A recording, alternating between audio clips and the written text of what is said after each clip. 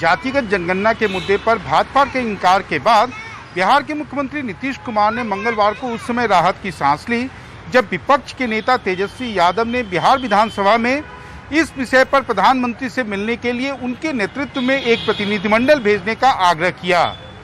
इस मुद्दे पर भाजपा को छोड़कर बिहार के सभी दल नीतीश के समर्थन में खड़े हैं। लोकसभा में केंद्रीय गृह राज्य मंत्री नित्यानंद राय ने जातिगत आधार पर जनगणना कराने से इनकार क्या किया। बिहार में इस मुद्दे पर बयानबाजी तेज हो गई। सबसे पहले मुख्यमंत्री नीतीश कुमार ने जातिगत जनगणना के लाभ गिनाए।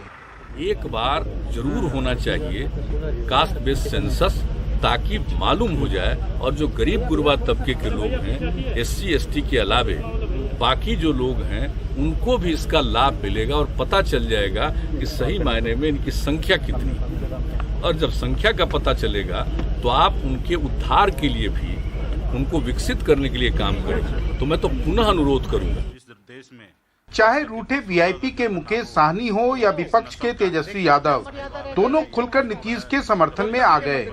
हम ये सुझाव देना चाहते हैं कि लिखित में अब तो केंद्र सरकार ने मना कर दिया, मुख्यमंत्री जी के नेतृत्व में ही भले एक विधानसभा की कमेटी जाकर के प्रधानमंत्री से समय लेकर के जाकर के मिले और जातीय जनगणना कराए। जिस देश में खास करके पशु का अगर जनगणना हो और भी किस नस्ल का है, वो साहिवाल है या बछौर है, जब ऐसे प्रदेश में जब ये सारी चीज जनगणना हो रहा है तो क्यों नहीं इंसान का भी होना चाहिए। और हम पहले भी न सिर्फ यहाँ से प्रस्ताव गया है, हमने बातचीत भी की थी। हालांकि नीतीश की ये बात उनके साथ सत्ता में सहयोगी भाजपा को रास नहीं आती। उसका मानना है जातिगत आधार पर जब तक राजनीति होती रहेगी, सत्ता में अपने बलबूते आने का उसका सपना पूरा नहीं होगा।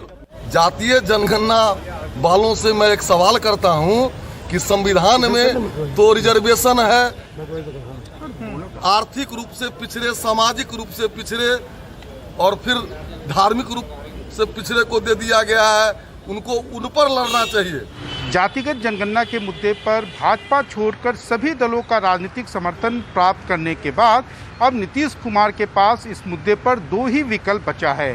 एक, वो एक बार फिर केंद्र के दरवाजे पर सभी दलों के साथ दरवाजा खटखटाए और अपनी मांग मनवाने के लिए पर्याप्त राजनीतिक दबाव डाले, और दूसरा, पटना विश्वविद्यालय को केंद्रीय विश्वविद्यालय का दर्जा दिलाने की मांग की तरह इस मुद्दे पर भी मांग की औपचारिकता के बाद अपनी कुर्सी बचाने के लिए एक बार फिर मौन धारण कर ले। पटना से कैमरामैन हबीब अली के साथ मनीष कुमार, NDTV इंडिया के लिए।